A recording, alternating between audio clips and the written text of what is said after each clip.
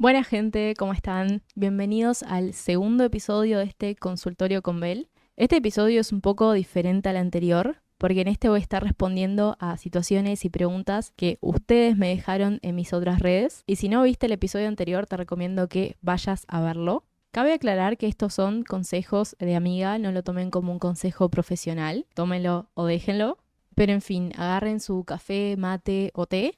Yo me hice un té de manzana con canela, que la verdad no está muy rico, pero bueno, es lo que hay, así que empecemos. Bueno, la primera pregunta que me hicieron fue, quiero mucho a mi novia, pero ya no me despierta pasión.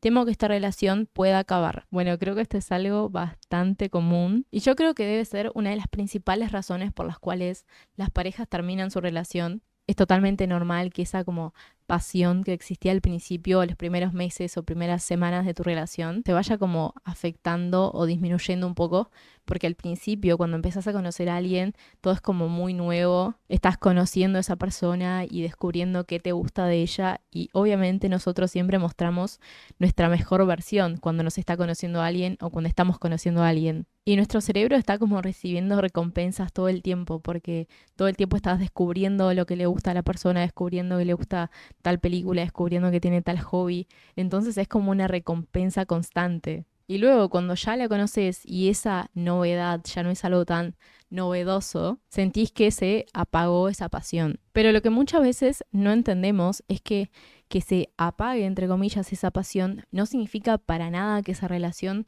se esté terminando o se esté perdiendo el amor. Al revés, justamente empezás a entrar en un momento en donde realmente empezás a conocer a esa persona y empezás a darte cuenta de si te gusta o no. O sea, es cuando empezás a entender si realmente querés o amás a esa persona. Porque la podés conocer de verdad, puedes llegar a entablar un vínculo que es real, que no es simplemente querer agradarle al otro, sino que es realmente quién sos y quién realmente esa persona es. Y pasa de ser como esa euforia de conocer a alguien a una decisión que es más una decisión diaria, porque lo que hace que sigas eligiendo a esa persona todos los días es algo mucho más profundo que ese éxtasis o esa euforia que sentís al comienzo de una relación o cuando empezás a salir con alguien. Y creo que a mucha gente le pasa que no logra pasar el desafío de pasar por ese subidón inicial, esa euforia, ese tipo mariposas en la panza, a una relación más profunda, donde no todo es éxtasis y no todo es súper salidas y planazos, y es simplemente, no sé, a veces quedarte a mirar la tele con tu pareja. Y es también donde aparecen los defectos, donde aparecen algunas discusiones,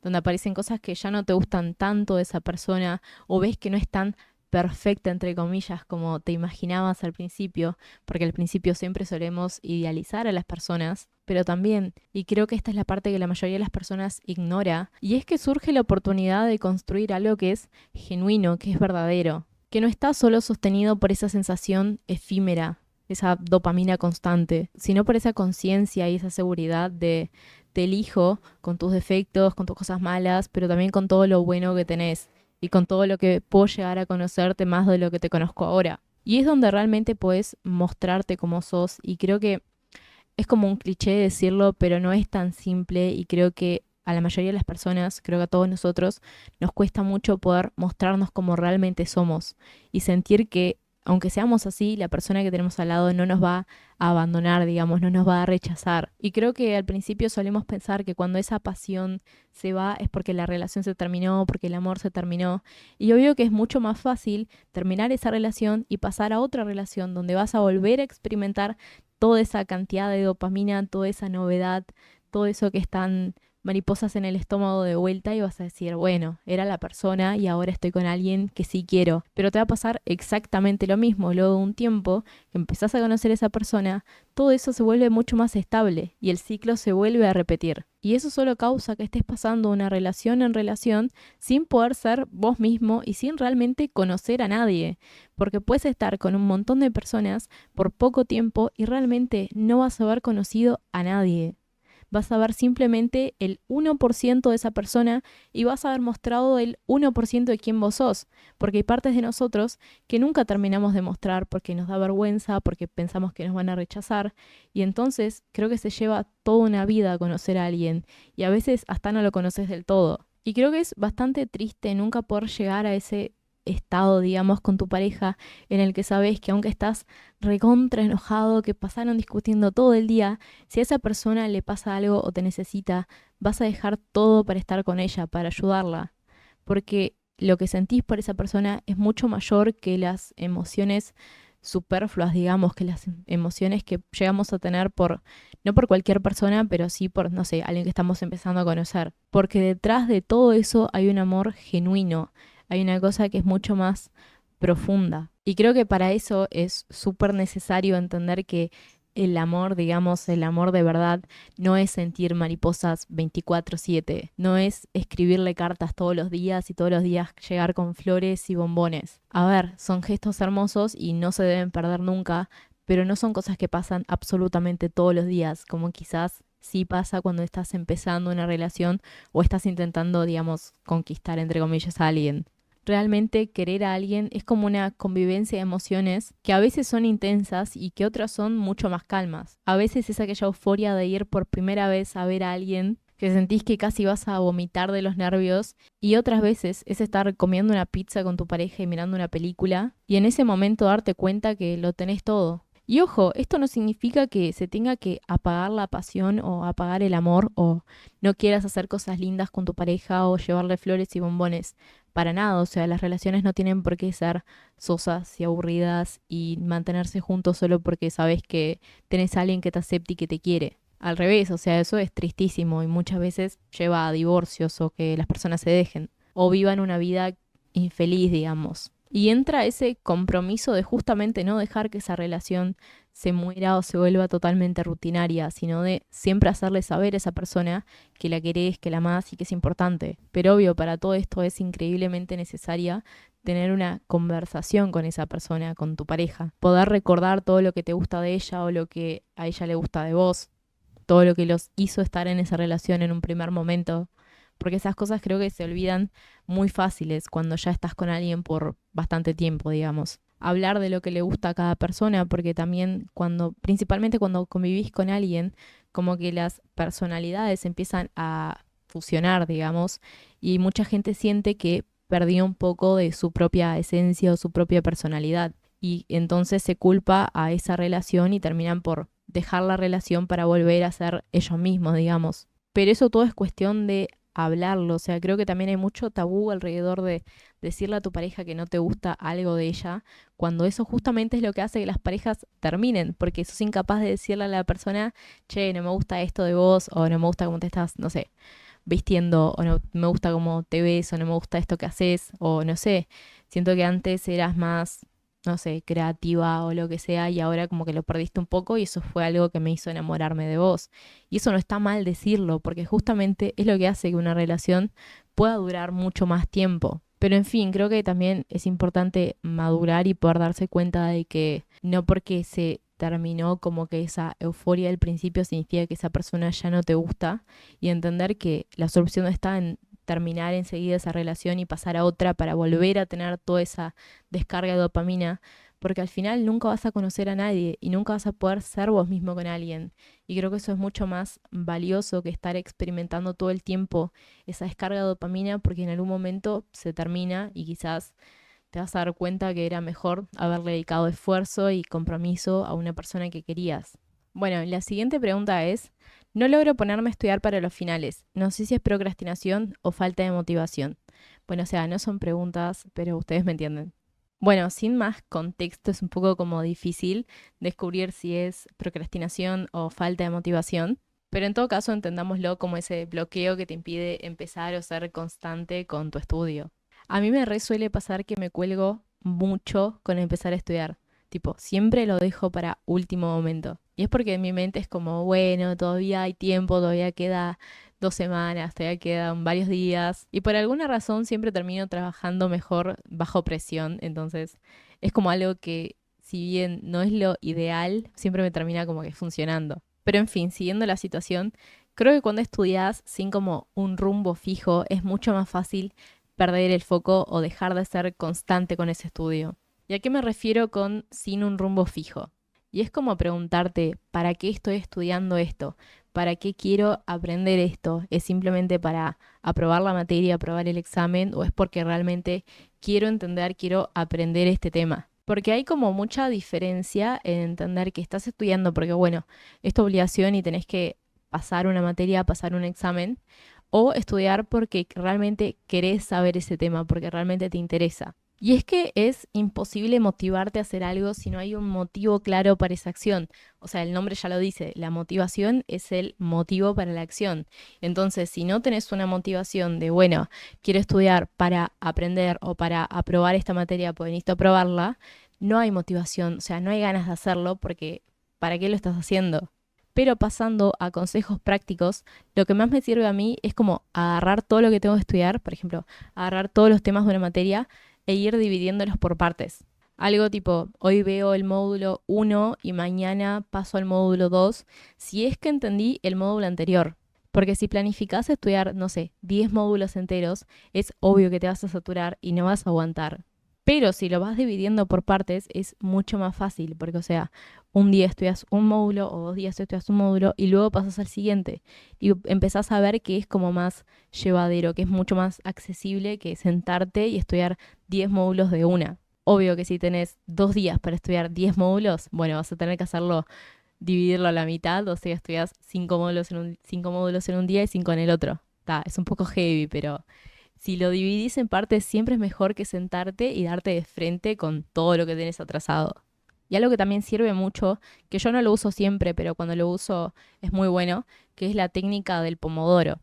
Tipo, yo cuando lo uso me pongo creo que 40 minutos más o menos en lo que te enfocas totalmente en lo que estás leyendo, tipo le pones el foco a eso, sin pensar en otra cosa o agarrar el celular o distraerte, y luego ponele 15 minutos de descanso. Hay gente que lo pone más, hay gente que pone menos, pero a mí 15 minutos me parece como que está bien.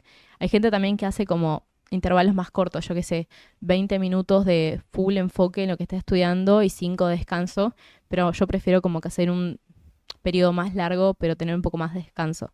Pero la clave de esto es que en los 15, 5, 10 minutos que tengas de descanso, no pienses ni leas nada de lo que estabas estudiando. O sea, levantate de la computadora si querés, andá a mirar la tele, salir a caminar, a hacer un mandado, pero tenés que como que sacar tu chip de eso que estabas leyendo, porque si no como que tu mente nunca descansa, entonces siempre sentís que seguís pensando en esa materia, seguís pensando en ese tema que estás estudiando, entonces no llegas a descansar. Pero además de todos estos trucos y técnicas, la principal razón por la cual procrastinamos o tenemos como esa falta de motivación es porque creo que en el fondo tenemos como ese miedo a que no vamos a llegar o que nos va a ir mal o que no vamos a aprobar. Y si es como algo que realmente tenés que aprobar, ya sea porque tenés que cursar una materia después o es una materia que te gusta mucho o yo que sé qué problemas tengas con esa materia, es peor. Se me apagó la cámara cuando estaba hablando, así que estaba hablando sola básicamente. Pero en fin, como estaba diciendo. Entonces, como que ese miedo siempre te paraliza. Pero a medida en que te empezás a dar cuenta de que es posible, básicamente, y que de a poco se puede, ahí empezás a ir avanzando, porque creo que siempre la parte más difícil de todo es empezar. Así que medio que te tenés que obligar o ir de a poco, pero a medida que pasás como que esa barrera de ese miedo, todo se vuelve un poco más fácil. Pero pasemos a la siguiente pregunta, que la voy a buscar. ¿Por qué duele dejar ir a alguien que sabemos que nos hace mal? Uf, qué pregunta. Yo sé que de forma como que intuitiva debería ser mucho más fácil dejar ir a alguien que nos está haciendo mal, pero la realidad es un poco diferente. Y es que a veces creo que dejar ir a quienes nos hacen mal es hasta más difícil que dejar ir a una persona que te hace bien o que te hizo bien en su momento.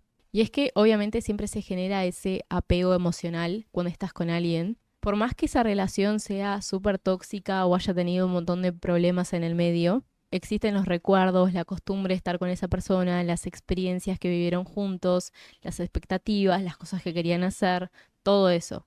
Y creo que una de las cosas por las cuales es tan difícil soltar es porque, aunque sea en el fondo, tenemos esa esperanza de que todo pueda volver a ser como fue algún día o que pueda mejorar. Y principalmente creo que en las relaciones conflictivas siempre idealizamos mucho las cosas buenas de una persona, por más que sean pocas. y minimizamos las malas, tipo, bueno, no es para tanto, capaz que yo estoy exagerando. Pero cuando esa cosa buena o esa virtud no compensa todo el daño o el mal que te está haciendo, entonces ya es momento de decir, bueno, tengo que dar vuelta a la página de una vez. Pero creo que en situaciones como estas, en las que tenés que dejar ir a una persona, se activan como muchas cosas en nuestro cerebro, como principalmente el miedo a salir de la zona de confort. O sea, muchas veces preferimos aquello que ya conocemos, aunque duela, aunque nos haga mal, aunque no sea lo que en el fondo sentimos que nos merecemos o que puede llegar a ser, a enfrentarnos a esa incertidumbre de estar solos o de no saber si vamos a encontrar algo mejor. Y también creo que hay como relaciones que funcionan tipo una montaña rusa, digamos, que a veces recibís como que afecto y a veces no. Y ese como que patrón intermitente te engancha porque no sabes qué va a pasar.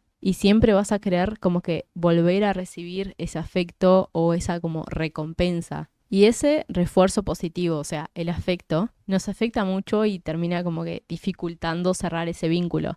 Porque capaz un día estás como decidida a terminar esa relación, pero ahí justo te trae unas flores y vos no te estabas esperando eso y decís, bueno, capaz que lo tengo que repensar un poco, capaz que no es la decisión correcta, capaz que, bueno, se puede mejorar, se puede cambiar. Y creo que otra cosa, y es una de las cosas que creo que más duelen cuando estás cerrando un vínculo, cuando estás cortando con una persona, es que no es solo como el vínculo que generaste con esa persona, cuánto la querés o no sé qué sentís por ella, sino también las expectativas, los sueños y los planes que tenían en conjunto, si es que tenían alguno. Eso creo que duele mucho más que el término de la relación en sí, que el término de ese vínculo, porque idealizaste tantas cosas para hacer con esa persona, tantas metas, tantas expectativas, que luego sentir que todo eso se evaporó, que todo eso se fue a la mierda ahora, es como súper doloroso, es una decepción como que muy grande. Y a veces hay personas que siguen con alguien, ya sea una amiga, una pareja o quien sea, simplemente por esas expectativas que tienen en común, por esos sueños que ya creaste, ya los imaginaste en tu mente y ahora sentir que todo eso se cortó, que todo eso se terminó, es como algo que a veces no podemos lidiar. Pero a ver, o sea, siendo honestos, es un dolor temporal. O sea, sí, lo sufrimos intensamente, lloramos y parece que el mundo se va a terminar, pero no se termina. O sea, nunca es el fin del mundo por más triste que sea, realmente. Por más horrible, por más decepciones que tengas, por más que sufras ese término, nunca es el fin del mundo y siempre va a pasar.